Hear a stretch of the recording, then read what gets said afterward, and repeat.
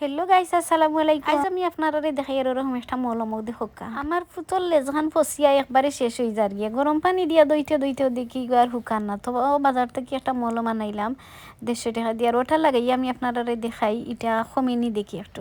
সে তো দিতেও চায় না, খালি চিৎকার করে। আমি এটা চুয়াছি রোগ, আমি মনে করি এটা থেকে অনেক ফানি পড়ে, এখন আর আমরা বুকুর তারে রাখি না, আলাদা করে রাখি। এর লাগি আমি আতর মধ্যে হ্যান্ড গ্লাস লাগাইয়া ওর আমি ওষুধগুলা লাগাইয়া দেখরানি হাতের মধ্যে লাগাইছি। আর দেখরানি এর অবস্থা কি তৈছি, একদম লাল হয়ে গেছে গিয়া, সইলে যে বকা জোকা করে, একবারে লাগাইতে দে না, সইতে দে না, মানে হে এখন আমার ডরাই যায়। কিলো উঠতেও মন চায় না, ওটা খাতা দিয়ে বেড়াইয়া আমি কিন্তু কুলো নয়। আর এখন আমি কিন্তু লাগাইয়া দিয়ে আর একটু আস্তে আস্তে ওলা না লাগাই করছি আম্মু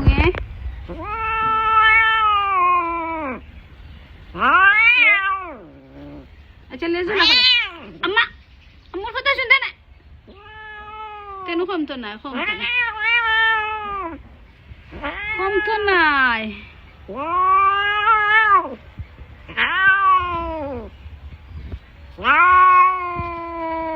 খালি আন্দাজি বখার জখা করা সবাই আমার ফুটতে লাগে দোয়া করবা। আসসালামু আলাইকুম।